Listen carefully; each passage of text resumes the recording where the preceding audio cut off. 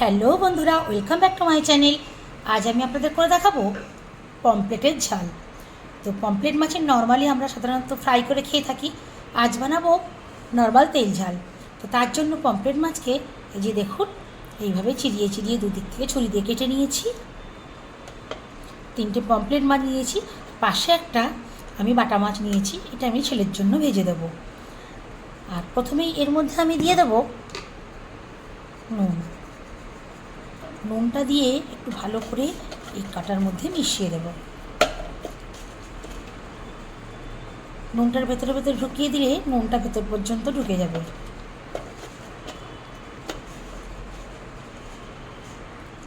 এখন দেবো একটু লেবুর রস।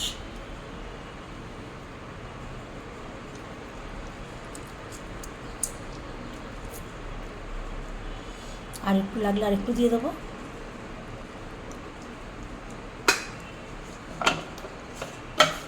লেবুর রসটা দিয়েও ভালো করে মেখে নেব।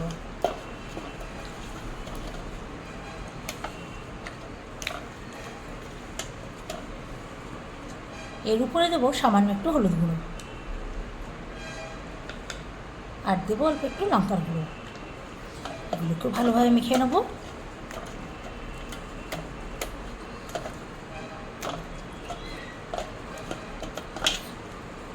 খুব বেশি মশলা দিলে আবার ভাজলে কড়াতে আটকিয়ে যাবে। সামান্য সামান্য করে হলুদ লঙ্কা দিয়ে দেবেন। লেবু একটু কম লাগছিল, আমি আরও একটু লেবু দিয়ে দিচ্ছি। লেবুটা দেওয়ার কারণে এর একটা সুন্দর তো ফ্লেভার আসবেই, আর লেবু দেওয়ার কারণে মাছটা ভেতরটা পর্যন্ত ভালোভাবে ম্যারিনেট হয়ে যাবে।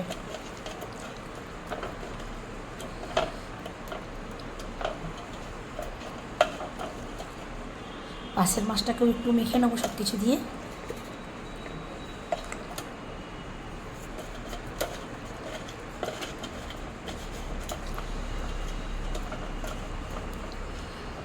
এটাকে এখন এইভাবে আধ ঘন্টার মতো রেখে দেবো।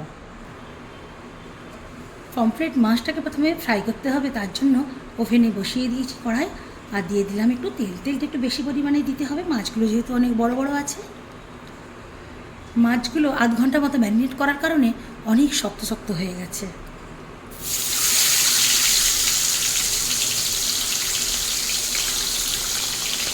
আর একটা দিয়ে দেবো। এবার মাছটার একটা পিঠ উল্টিয়ে দেবো। দেখুন লেবু দিয়ে মেখে রাখার কারণে কত সুন্দর ছেড়ে যাচ্ছে। এটা একটু পরে দিয়েছি।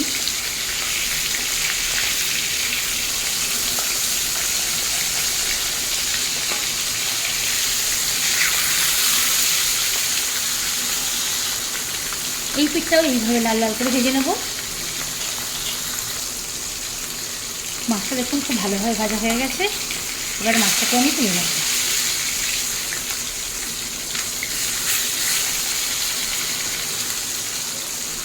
প্রথমে যেহেতু এটা দিয়েছি, এটা জারি তুলব। একটু অন্য ফ্লেমটা একটু লোতে করে দেবো।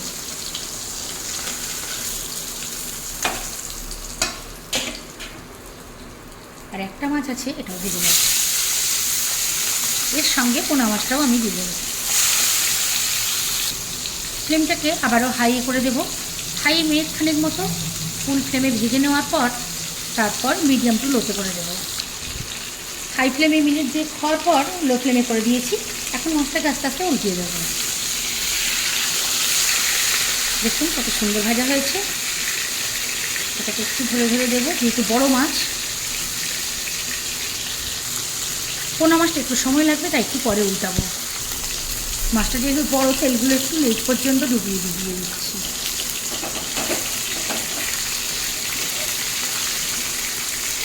এখন একটু উল্টানোর চেষ্টা করবো। এই দিকটা তো হয়েছে, লেবুর দিক থেকে আসলে যাচ্ছে, হয়ে গেছে, ফাইনালি হয়ে গেছে। দিয়ে দিয়েছি। এই পিঠটাও এবার মিডিয়াম টু লো ফ্লেমে হবে। মিডিয়াম টু লো ফ্লেমে এরকম খেতে খেতে ভালো ফ্রাইটা করে নিতে হবে। তবে আমার পমফ্লেট মাছটা ভাজা হয়ে গেছে, এটাকে আমি তুলে নেব। আর পোনা মাছটাকে এখনও ভাজতে থাকবো। আর পোনা মাছটা যেহেতু ভাতের সঙ্গে খাওয়া হবে, তাই এতে স্বাদ আরও বাড়ানোর জন্য আমি দিয়ে দেবো সামান্য একটু পেঁয়াজ কুচি। পেঁয়াজগুলো একটু ভেঙে ভেঙে দেবো।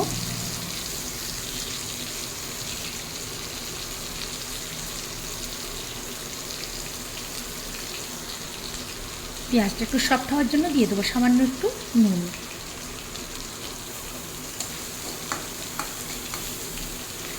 এই যে সামান্য তেলটা আছে, এই তেলের মধ্যেই পেঁয়াজটা ভেজে নেব। অল্প একটু দিয়ে দেবো কাঁচা লঙ্কা কুচি।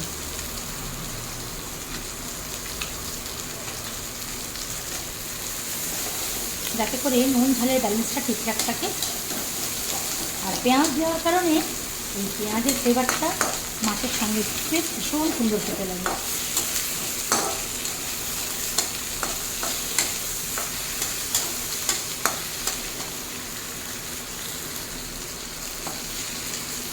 বাটা মাছ ভাজা অলমোস্ট ডান। এবারে আমি এটাকে উঠিয়ে নেব।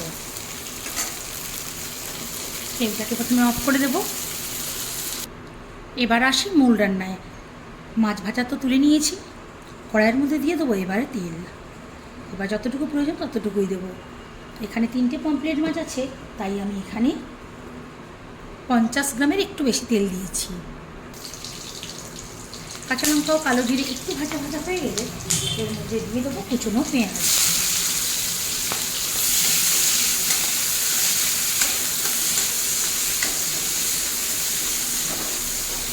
পেঁয়াজটা প্রথমে মিনিট 2 হাই ফ্লেমে ভেজে নেব।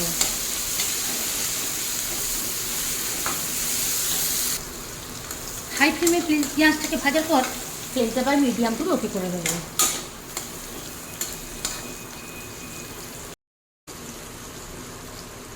আস্তে আস্তে সময় নিয়ে ভাজতে থাকবো। লো ফ্লেমে পেঁয়াজটা ভাজার পর যখন দেখবেন পেঁয়াজটা এমন সফট হয়ে যাবে, তখন ফ্লেমটাকে হাই করে দেবেন। আর তারপরে এর মধ্যে দিয়ে দিতে হবে সামান্য একটু আদা রসুনের পেস্ট। আদা রসুনের পেস্টটাও পেঁয়াজের সঙ্গে ভাজতে থাকতে হবে। এবার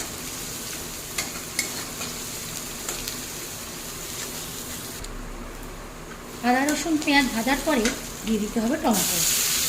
একটা ছোটো সাইজের টমেটোকে ফালি ফালি করে কেটে এতেই ভাজতে হবে।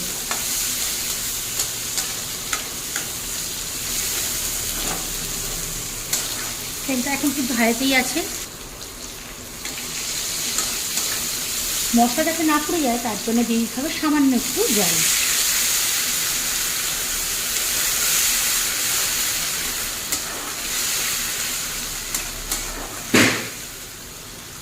এখন এর মধ্যে দেবো 1/4 চামচ নুন, 1/4 চামচ হলুদ গুঁড়ো আর 1/4 চামচ লঙ্কা গুঁড়ো। এখন দেবো সামান্য একটু ধনে জিরে গোলমরিচের গুঁড়ো। ভালো করে কষিয়ে নেবো মশলা।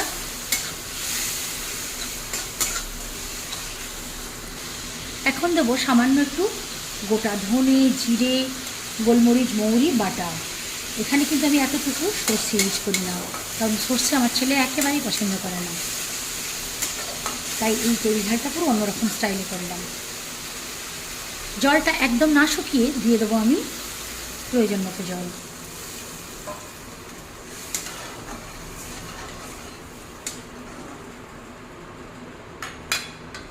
এখানে আমি হাফ বাটির মতো জল ইউজ করেছি। জল খুব ভালোভাবে ফুটে গেছে। এখন আমি দিয়ে দেবো মাছগুলো।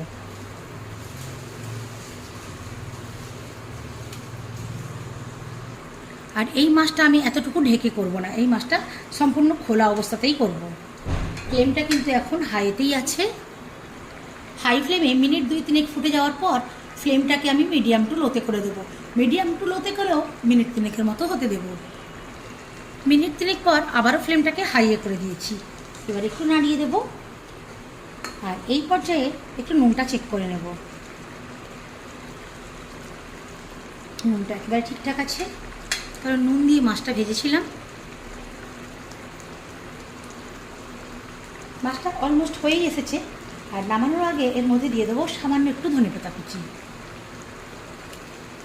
এটা আপনারা চাইলে দিতেও পারেন, নাও দিতে পারেন। আমার কাছে ধনেপাতার ফ্লেভারটা খুব ভালো লাগে, আমি তাই দিয়ে দিই। হাই ফ্লেমে আরও 2 মিনিট মতো ফোটাবো। 2 মিনিট হয়ে গেছে। এবার আমি ওভেনটা অফ করে দেবো।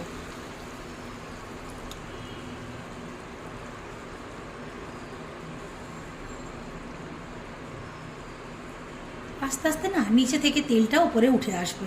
যত ঠান্ডা হবে তেলটা উপর দিকে উঠে আসবে। ফিরে আসছি বন্ধুরা ঠান্ডা হওয়ার পর। তাহলে বন্ধুরা দেখতেই পেলেন আমি কিভাবে বানালাম এই পমফ্রেট মাছের তেল ঝাল। আমার এই পমফ্রেট মাছের তেল ঝাল বানানোর রেসিপিটা আপনাদের কেমন লাগলো অবশ্যই কমেন্ট করে জানাবেন। ভালো লাগলে লাইক করবেন আর আমার চ্যানেলটাকে সাবস্ক্রাইব করে দেবেন।